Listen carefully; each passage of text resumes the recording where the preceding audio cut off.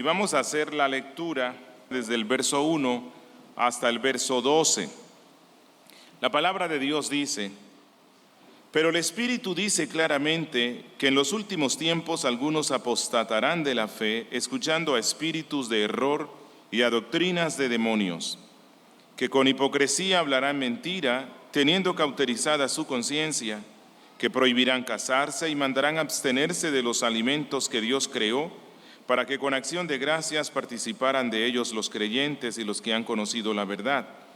Porque todo lo que Dios creó es bueno y nada hay que desechar si se toma con acción de gracias, porque por la palabra de Dios y por la oración es santificado. Si esto propones a los hermanos, serás buen ministro de Jesucristo, nutrido con las palabras de la fe y de la buena doctrina que has seguido. Mas desecha las fábulas profanas y de viejas y ejercítate para la piedad, porque el ejercicio corporal para poco es provechoso, mas la piedad para todo aprovecha, pues tiene promesa de la vida presente y de la venidera.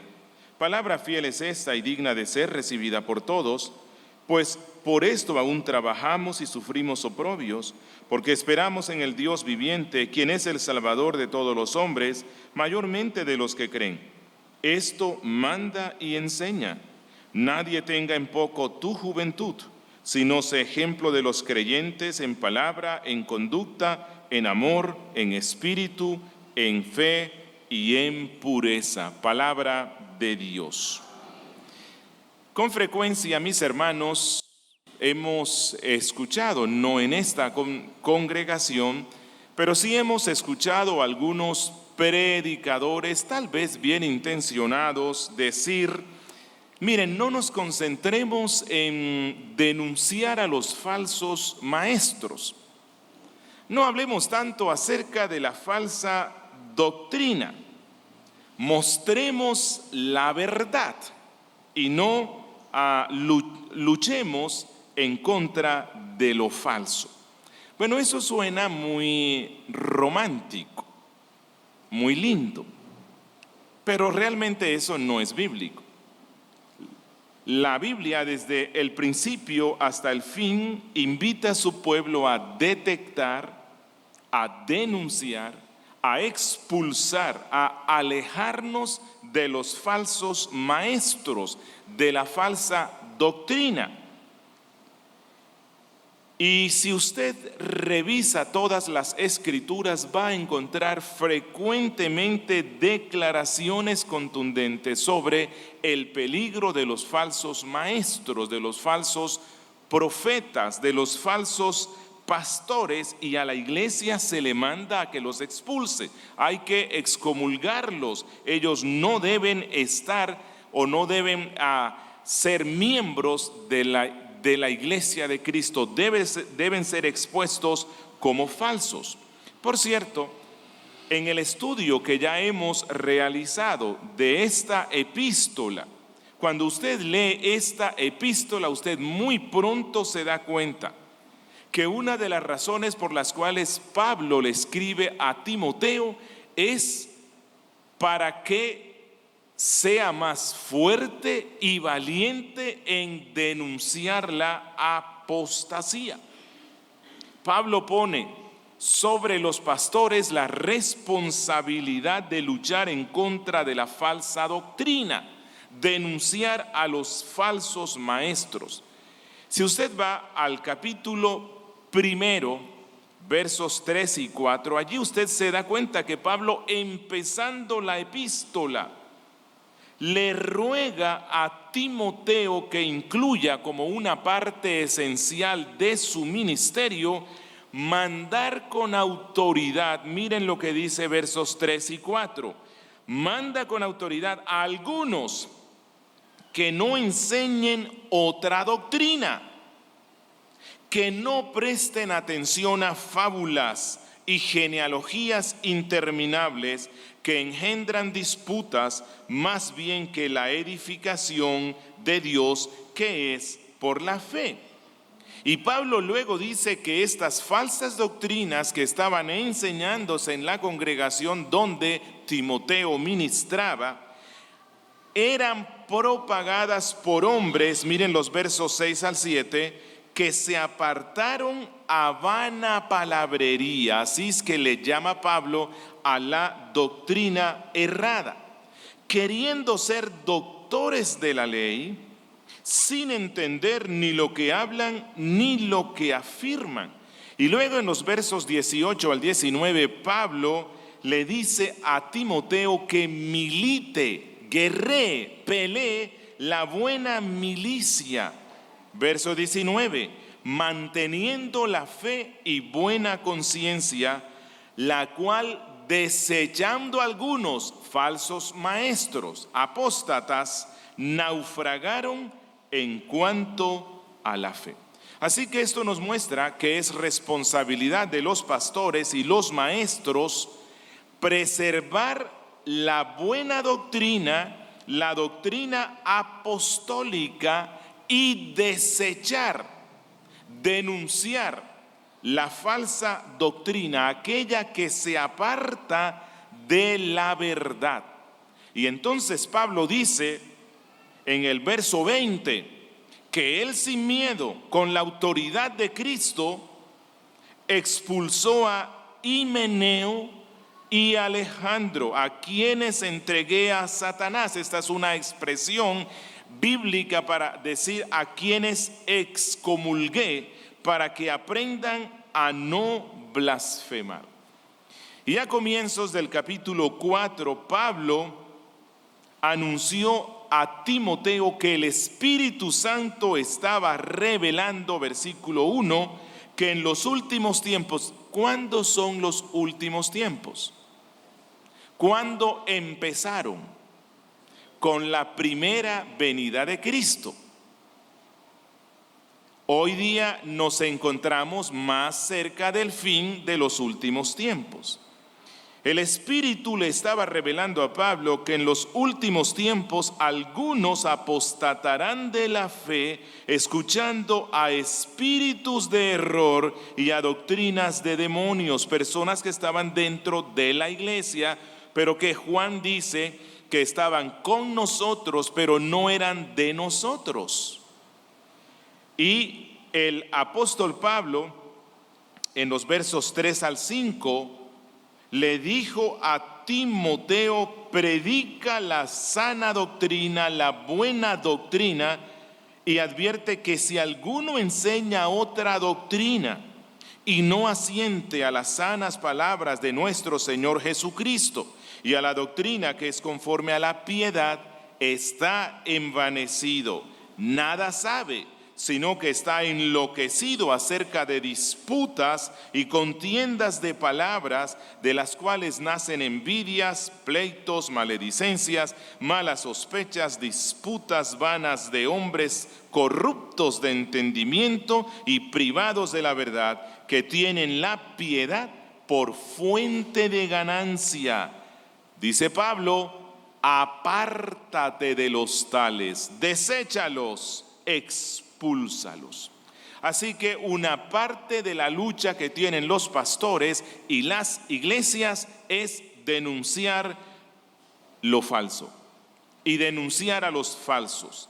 Pero la lucha contra la apostasía no solamente consiste en ese lado de la denuncia, no. Pablo nos va a mostrar hoy que la lucha contra la apostasía, que cada vez quiere reinar más en el mundo, consiste en modelar la verdad. Consiste en modelar la verdad a través de pastores fieles y piadosos.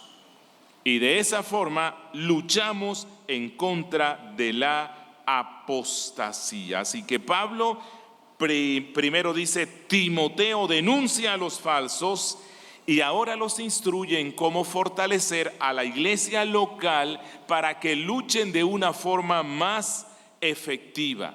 Y esta es que los pastores y maestros vivan y sean ejemplos de la piedad. Así que vamos a estudiar hoy los deberes del pastor frente a la apostasía. Bueno, otros deberes, porque ya hemos visto unos deberes y nos vamos a concentrar en 4 deberes. Versículo 6, verso 7, la parte A, el deber pedagógico. Versículo 7, parte B, al 9, el deber piadoso. Verso 10, el deber perseverante, y versos 11 al 12, el deber de modelar. Eso es lo que vamos a ver el día de hoy. Así que vamos a estudiar el primer deber de los pastores frente a la apostasía en estos versículos 6 y 7a, el deber pedagógico. Dice Pablo en el verso 6, si esto enseñas a los hermanos, serás buen ministro de Jesucristo, nutrido con las palabras de la fe y de la buena doctrina que has seguido. ¿A qué se refiere Pablo con si esto enseñas? ¿Qué es esto? Bueno, ya lo hemos visto desde el verso primero. Es decir, Timoteo, si tú adviertes a la iglesia, la cual por cierto está constituido por los hijos de Dios y por eso somos hermanos, porque él aquí dice, si esto enseñas o propones a los hermanos, ¿quiénes son ellos? Son los hijos de Dios, miembros de la iglesia. Si les adviertes de qué, si les enseñas qué, sobre la apostasía. Hay que predicar sobre la apostasía, del gran peligro que corren nuestras almas si prestamos oídos a aquellos falsos maestros que entran solapadamente a la iglesia de Cristo, que añaden cosas al evangelio. Bueno, el apóstol Pablo está enfrentándose a judaizantes. Judaizantes están intentando añadirle cosas al evangelio y también algunos aspectos de la filosofía griega. Ellos eran especialistas en disfrazarse de piedad, de santidad, de un supuesto duro trato del cuerpo.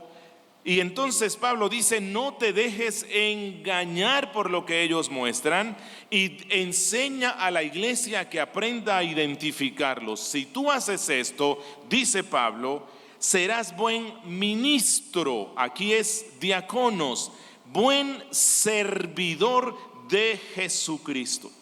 ¿Por qué? Bueno, porque esa es la responsabilidad de los pastores. Si un pastor hace esto, agrada a su maestro, agrada al príncipe de los pastores, porque esto fue lo que él hizo. Cuando él estuvo en esta tierra, denunció a los falsos maestros de su tiempo y dijo que ellos se especializaban en recorrer tierra, mar, con el fin de ganar prosélitos y convertirlos 2 veces en hijos del infierno. Y esa es la responsabilidad de un ministro, un buen ministro de Jesucristo, quien por cierto la Biblia dice, y él mismo dice que es la verdad. Entonces un buen ministro de Cristo enseña la verdad y al enseñar la verdad denuncia a los falsos. Pero Pablo le dice aquí al joven pastor Timoteo, ¿qué es lo que debe hacer él para cumplir con esta obra buena? Dice Pablo, primero, nútrete con las palabras de la fe y de la buena doctrina que has seguido. Es decir, que un pastor fiel de Cristo se alimenta constantemente con la palabra de Dios. Es un hombre del libro, es un hombre que lee la Biblia, medita en la Biblia, la lee de pasta a pasta, frecuentemente meditando en ella, conoce lo que la Biblia dice. Pero Pablo dice que también es un hombre que conserva la doctrina, literalmente la sana tradición de la iglesia de Cristo. La sana tradición. Hay veces que como protestantes estamos en ocasiones convencidos que rechazamos todo lo que tenga que ver con la tradición de la iglesia. Eso es falso. La verdadera iglesia de Cristo reconoce la obra del Espíritu Santo guiando a los santos de todos los tiempos. Y no empezamos a construir desde cero, no. Construimos en el fundamento apostólico que es la palabra de Dios. Y nos valemos de esas declaraciones doctrinales precisas que ha hecho la Iglesia de Cristo en su historia. Los credos, las confesiones, los catecismos, ellos nos ayudan a cimentarnos aún más en la sana tradición de la iglesia. Cuando un pastor se alimenta así de la Biblia, convirtiéndolo en su pan diario y se cimenta en la doctrina apostólica, entonces, dice Pablo, será un buen ministro de Jesucristo que hará frente al avance de la apostasía. Hace esto que es positivo, pero a la misma vez hace algo negativo, que es desecha lo falso.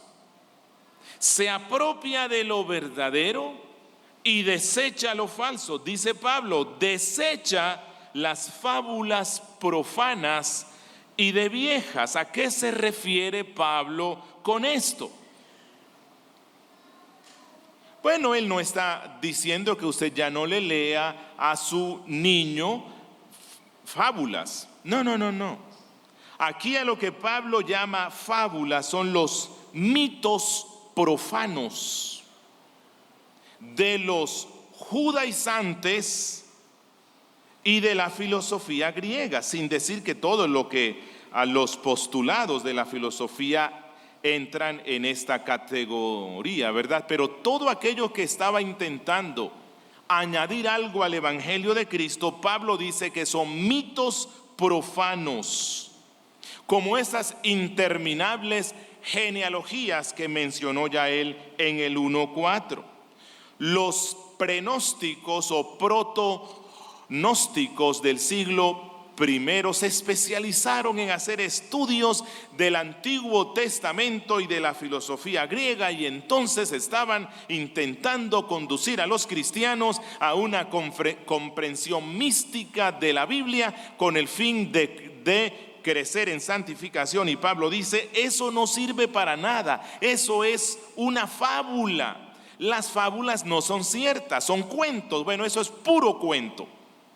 En términos nuestros, eso es pura cháchara, eso es pura palabrería, como los cuentos que las viejas o las ancianas le cuentan a sus nietos.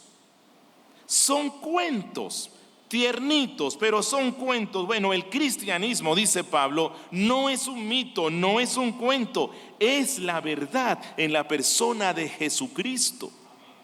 Por lo tanto, Pablo dice, pastores, hagan estas dos cosas. Pero hay algo más.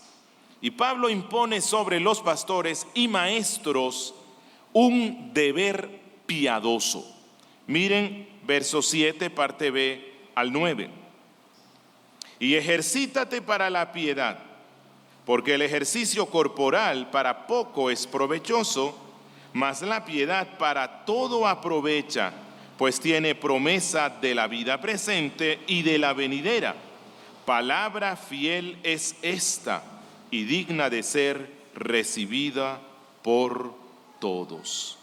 Aquí es donde viene el complemento. Pablo dice, no solamente predica efusivamente en contra de la apostasía, no solamente denúnciala, no solamente desecha las fábulas, las falsas doctrinas. Todo esto, dice Pablo, debe ir acompañado de una vida de piedad. Ejercítate para la piedad, dice Pablo. Ejercítate en aquellos ejercicios espirituales. Ejercítate en el conocimiento de la Biblia, en el uso de los medios de gracia. Ejercítate en el amor. Ejercítate en manifestar el carácter de Cristo en tu vida. Porque si no haces esto, las denuncias que tú hagas, aunque estén basadas en una fundamentación bíblica, serán poco efectivas. Y Pablo lo contrasta con el ejercicio físico. ¿A cuántos les gusta hacer mucho ejercicio físico? Bueno, creo que no a todos, ¿verdad? No así como mucho. Y entonces van a este texto y dicen, ve, Pablo dice que no hay que hacerlo. No, él no dice eso, ¿verdad? Él está haciendo una comparación entre los beneficios del ejercicio físico y los beneficios del ejercicio de la piedad. Miren lo que dice el verso 8. Porque el ejercicio corporal para poco es provechoso, mas la piedad para todo aprovecha, pues tiene promesa de la vida presente y de la venidera. Pablo aquí está haciendo una referencia a estos jóvenes que solían ir a un sitio donde ellos prácticamente se desnudaban y empezaban a ejercitarse, a desarrollar los músculos y embellecer el cuerpo. Pero se necesitaba disciplina. Entonces Pablo lo que está haciendo es una comparación. Pablo, Timoteo, así como cuando tú has ido al gimnasio y ves a estos jóvenes cómo pasan todo el día sudando, esforzándose, levantando pesas, corriendo y haciendo esto con el fin de que su cuerpo sea cada vez más presentable, escultural. Entonces, Pablo, yo te quiero decir, ejercítate, pero no en el gimnasio del mundo. Ejercítate en el gimnasio del Espíritu Santo. Ejercítate, haz gimnasia espiritual. Entrénate en el gimnasio de la piedad. Mientras te nutres bien con la proteína de la palabra y de la doctrina cristiana y desechas la comida chatarra de la apostasía y de las falsas doctrinas, de los mitos de las sectas. Eso es lo que está diciéndole Pablo. Y si eres fuerte al ejercitarte en la piedad, eres fuerte en ella, tu lucha contra la apostasía va a ser más efectiva. Tu lucha contra la falsedad va a ser efectiva, porque no solamente va a ser un discurso, mera retórica, que puede estar fundamentada en la Biblia, sino que con tu vida vas a fortalecer esto, y la iglesia aprenderá a diferenciar lo que es el carácter de un falso maestro del carácter del verdadero ministro de Cristo. Entonces, ya no vamos a salir a trotar o a caminar o algo así. No. Hay que hacerlo. Nuestro cuerpo es templo del Espíritu Santo, ¿verdad? Pero no vamos a ir a ejercitarnos con el fin de tener un cuerpo que luzca bien, atractivo. No. Es porque nuestro cuerpo es templo del Espíritu Santo. Pero dice Pablo, no le dediques más tiempo a eso que al ejercicio de la piedad. ¿Por qué razón? Porque el ejercicio físico trae beneficios temporales. Y que cuando uno muera, todo ese esfuerzo se fue. El cuerpo vuelve al polvo. Entonces dice Pablo, dale la prioridad al ejercicio de la piedad, a usar los medios de gracia porque sus beneficios te sirven para esta vida y para la eternidad. Miren lo que dice en la última parte del 8. Mas la piedad para todo aprovecha, pues tiene promesa de la vida presente y de la venidera. ¿Qué es lo que ha prometido Dios a sus hijos? Paz con Él, reconciliación, vida eterna y plena, disfrutar por siempre de Dios. Entonces dice Pablo que si tú te ejercitas en la piedad desde esta vida, ya tú empiezas a disfrutar de todas esas promesas de salvación que te ha dado Dios. Entre más comunión hay con Dios, con su libro, y más reflejamos el carácter de Cristo en nuestras vidas, más paz con Dios tendremos, disfrutaremos más de nuestra salvación. Y entonces Pablo en el verso 9 dice que este era un dicho fiel. No sé si se han percatado, pero Pablo aquí ya ha mencionado que esto es un dicho fiel. ¿Qué es eso de dichos fieles? Bueno, estos eran resúmenes doctrinales que fue desarrollando la iglesia primitiva, que circulaban en buena parte de las congregaciones como una condensación confesional. Y entonces, ¿cuál era el dicho fiel? Bueno, era algo así como: aunque el ejercicio físico es bueno y necesario para el cuerpo y su beneficio temporal, el ejercicio espiritual de la vida piadosa es infinitamente superior, porque beneficia el cuerpo y el alma en esta vida y en la eternidad. Eso es un dicho fiel. Pero además, Pablo impone otro deber a los pastores, y es el deber perseverante. Miren en el verso 10.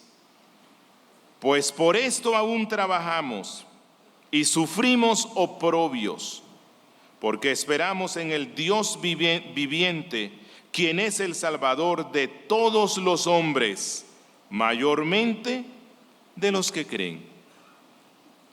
Pablo está diciendo, siendo que Dios ha prometido promesas para los que se ejercitan en la vida de piedad, entonces los pastores, los ministros y todos los cristianos trabajamos incansablemente, perseverantemente, para que todos los hombres escuchen este evangelio que tiene tantas y tan buenas promesas. Y lo hacemos a pesar de la adversidad, y lo hacemos a pesar de los oprobios. Y no tenemos miedo de anunciar la verdad y denunciar lo falso, porque es que esto implica la salvación del alma. Si anunciamos la verdad del evangelio de Cristo, estamos exponiendo a las personas al verdadero camino de salvación. Si dejamos que los falsos hagan de las suyas y nadie los denuncia, están conduciendo a las personas al infierno. Y entonces Pablo dice: Timoteo, como pastor, no te preocupe el amor de la gente, no te preocupe la buena aceptación de la sociedad. Enfréntate a todos los oprobios, porque lo que Dios hace por medio de ti en las personas que te escuchan tiene un valor incalculable, un valor eterno. Pero este versículo contiene una declaración un poquito difícil para su interpretación. Miren bien allí en la última parte del versículo 10. Porque esperamos en el Dios viviente, quien es el Salvador de todos los hombres, mayormente de los que creen. Oiga, si no hubiese puesto la última parte de la frase, uno dice, bueno, Dios es el Salvador de todos los hombres. Pero luego Pablo dice mayormente de los que creen. Entonces, ¿salva a todos los hombres? ¿Salva solamente a los que creen? ¿Qué es lo que está diciendo Pablo? Bueno, hay muchos intérpretes de la Biblia que han intentado explicar esta frase. Hay algunos que dicen que Dios es el Salvador de todos porque al final de la historia Dios tendrá misericordia de todos, de los que creen y de los que no creen, y a todos los va a introducir al nuevo cielo y a la nueva tierra. Esa es una herejía que llamamos universalismo, que creen que Dios al final salvará a todos los hombres. Esto no es lo que dice Pablo, porque Pablo dice mayormente de los que creen. Otros han dicho que lo que Pablo quiere decir aquí es que Dios quiere la salvación de todos, pero que al final Dios solamente salva a los que creen. Pero este texto, miren, si se dan cuenta, dice, ¿quién es el Salvador de todos los hombres? Mayormente de los que creen. Aquí no nos dice nada sobre si Dios quiere o no la salvación de los hombres. ¿Cómo interpretamos este texto? Bueno, para su interpretación hay que entender el significado de la palabra que usa Pablo aquí para Salvador, soter, y cómo se usa en el resto de la Biblia. Y en la Biblia, soter o Salvador se usa de varias maneras. Y Pablo aquí está dándole los dos significados principales que tiene en la Biblia. Por ejemplo, en Jueces capítulo 3, en la traducción griega que se hizo por allá en el siglo II antes de Cristo, Septuaginta, en la versión griega, en Jueces capítulo 3, se usa la palabra soter o salvador para referirse a Otoniel, un juez. Y en el versículo 9 nos dice que él salvó, fue un salvador, soter, a los hijos de Israel de las manos de Cusán Tisataim. En segundo libro de Reyes, capítulo 13, versículo 5, se dice que el Señor dio un soter, salvador, a Israel para librarlo del poder de los sirios. O sea que Salvador no necesariamente significa que salva el alma. Salvador en la Biblia muchas veces significa que libra de un mal temporal, que libra de los enemigos. Por ejemplo, Dios salvó a Israel de los egipcios, pero ¿significa eso que a todos los que salvó de la esclavitud egipcia les salvó el alma? Miren lo que dice Pablo en Primera a Corintios capítulo 10 versículo 5. Dice Pablo, de los más de ellos, de la mayoría de ellos, no se agradó Dios. Así que Dios los salvó temporalmente de una aflicción de la tierra, pero no los salvó de la condenación eterna. Dios, en ese sentido, es el Salvador de todos los hombres y lo ha sido muchas veces. ¿A cuántos impíos no los ha salvado Dios de una muerte violenta? ¿A cuántos impíos no los ha salvado Dios de una enfermedad, de una guerra, de una tragedia? Cristo dijo que Dios hace salir su sol sobre buenos y sobre malos, y así preserva sus vidas, los salva de la muerte. Incluso Dios hace que su evangelio santo se predique en todas partes y que incluso los impíos se beneficien con la presencia salutífera y lumínica de la iglesia. En ese sentido, Dios es Salvador de los hombres. Y es la primera parte del texto, cuando dice que Él es Salvador de todos los hombres. Pero en la Biblia, soter también significa la salvación eterna del alma, la justificación, la redención. Y eso es lo que principalmente los cristianos entendemos cuando decimos que Dios es Salvador. Pensamos en la salvación en su estado más grande y glorioso. Bueno, esto únicamente es para los que creen. Así que en resumen, lo que dice Pablo es: Dios es bueno y salvador de todos los hombres, dándoles una salvación de peligros temporales. Y a la misma vez, Dios es mayormente, más grandemente, más gloriosamente el Salvador de los que creen.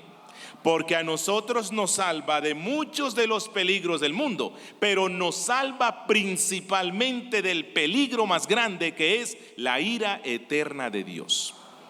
Y nos salvó por medio de la muerte de su Hijo Jesucristo.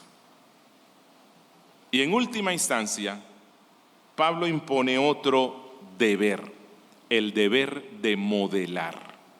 Versos 11 y 12 dice: esto manda y enseña. Nadie tenga en poco tu juventud, sino sé ejemplo de los creyentes en palabra, en conducta, en amor, en espíritu, en fe, en pureza. En conclusión, lo que Pablo dice es: si Dios ha dado promesas tan hermosas, y si Dios es el Salvador final y glorioso de los que creen, entonces Pablo esto manda y esto enseña. Pablo, tú tienes autoridad. Cuando fuiste reconocido por la iglesia local y cuando recibiste la imposición de las manos del presbiterio, el Señor te dio una autoridad sobre la iglesia local para que mandes ciertas cosas. No para que los mandes para que vayan a tu casa y hagan oficios allá. No. La autoridad del pastor consiste en imponer la voluntad revelada de Cristo sobre la conciencia de todos los miembros. Y esto hay que hacerlo con autoridad. Pablo dice: esto manda. Por eso los pastores en ocasiones, y casi siempre cuando estamos predicando, no hacemos sugerencias. Imponemos en la conciencia los mandatos de Cristo. ¿Y a qué se refiere Pablo con esto manda? Con esto enseña todo lo que ya hemos visto.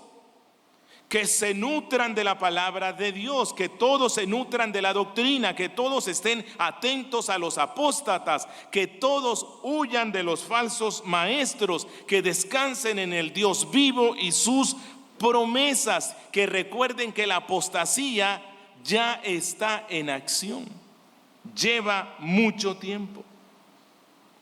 Pero Pablo dice: no solamente debes hacer esto, debes ser ejemplo de una vida piadosa. Solo aquellos que andan en comunión con Dios van a ser libres del engaño del diablo que trae sobre este mundo. Solo aquellos que viven en comunión con Dios, que han creído en Cristo y Cristo ha operado esa vida en sus vidas, solo ellos van a ser libres del accionar de la apostasía. Por lo tanto, enséñale a la iglesia cómo se vive piadosamente.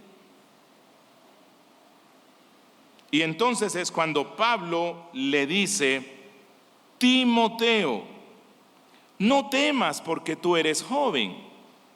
Tú puedes ser ejemplo incluso para los ancianos. Porque en ocasiones pensamos que la vida de piedad se marca más cuando ya uno está en la senectud, cuando ya uno es un anciano. Pero no necesariamente. Y es lo que Pablo dice. Tú eres joven, pero tú puedes ser ejemplo. ¿Cómo? Con tu vida de piedad. Hoy hemos visto un joven piadoso, y era joven, y estaba lejos de su iglesia local. José era un joven y fue piadoso. Recordemos, Daniel era un joven, también estaba lejos de su iglesia local, y a pesar de que intentaron comprarlo los babilonios en su conciencia y hacer lo que adoptara la cultura y religión de sus captores, no pudieron hacerlo.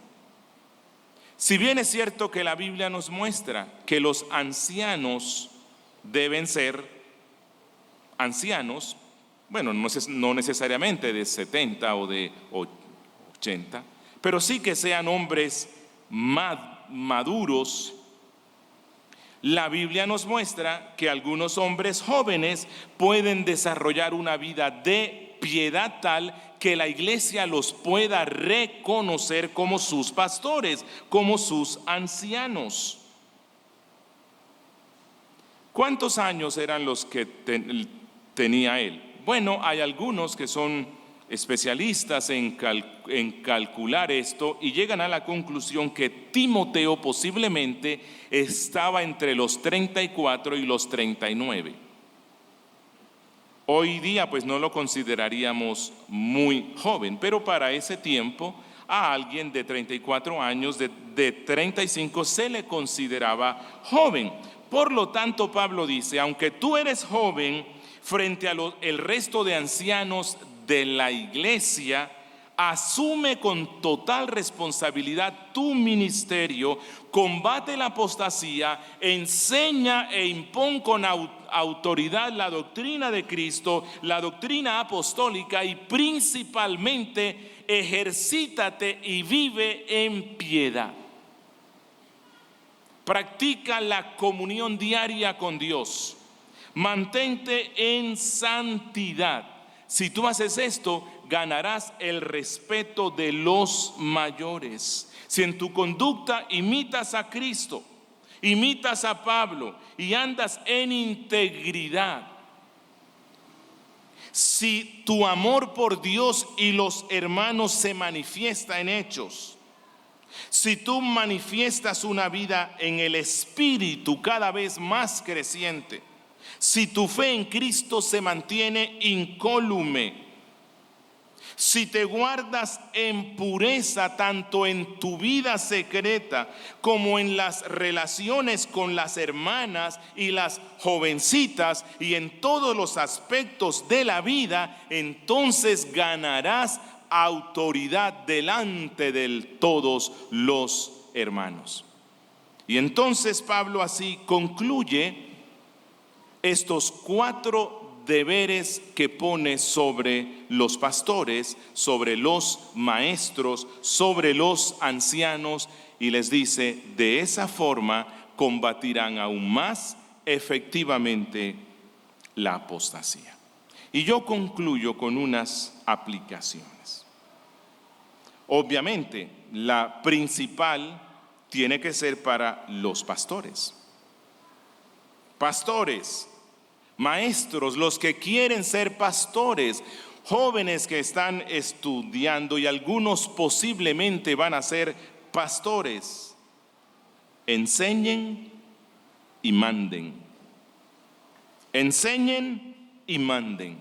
Manda con autoridad a que la iglesia salga de los caminos que conducen a la apostasía. Manda con la autoridad de Cristo a que dejen de escuchar falsas enseñanzas y falsos maestros por YouTube.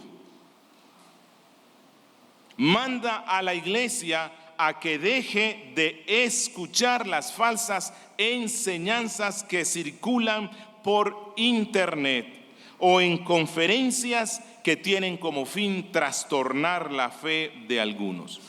Pastores, maestros y los que van a hacerlo, enseña la doctrina apostólica que se encuentra en la Biblia y que ha sido formulada de una forma clara en las grandes confesiones, credos y declaraciones doctrinales de la Iglesia de Cristo.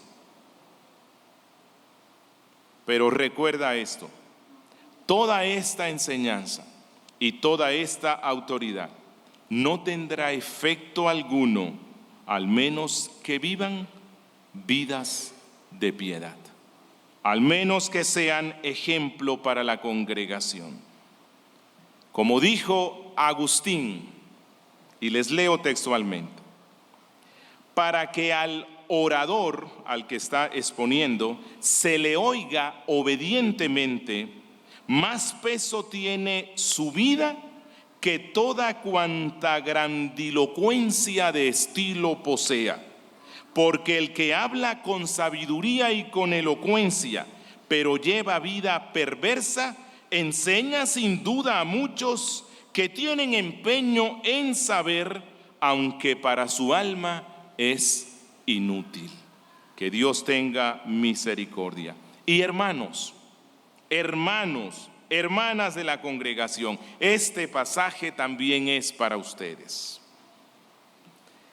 De poco provecho será que los pastores se desgarren la garganta aquí, recordándoles estos mandatos bíblicos, si ustedes siguen a los falsos maestros. Si ustedes son de esa clase de buscadores indomables de nuevas enseñanzas, de nuevos estilos por el internet. Tengan mucho cuidado con lo que escuchan, porque muchos falsos maestros incluso usan el apellido de reformados en internet, pero no son tales. Están conduciendo a las personas a la apostasía. No seas un alma inconstante. Dale prelación a la enseñanza y predicación que te dan tus pastores. Si hacemos esto, vamos a ser librados de la apostasía. Amigo que me escuchas, amigo, Dios ha sido salvador tuyo de muchas cosas relacionadas con esta tierra. En ocasiones le has suplicado que te ayude y te libre de una situación difícil, y Dios, que es tan misericordioso, lo ha hecho. Ha usado la providencia. Pero Dios podrá ser salvador de muchas cosas temporales en tu vida y a la vez tu juez condenador en la eternidad, al menos que te arrepientas. Y si no te arrepientes, esas muchas salvaciones temporales que te mandó Dios, las usará para un juicio más terrible en el día en el cual Él vendrá como juez sobre toda persona. Por lo tanto, amigo, sé tú de esos que experimentan la más grandiosa salvación. Sé de los que creen. Te invito hoy para que pongas tu fe en Cristo Jesús como tu único Salvador y Señor. Deposita tu confianza en Él y experimentarás la dicha de la salvación más grande. Oremos. Padre nuestro, gracias por tu palabra. Gracias por tu evangelio expuesto hoy. Y gracias por exhortarnos y confirmarnos en la fe. Bendice esto que hemos explicado hoy en nuestras vidas. En Cristo Jesús. Amén.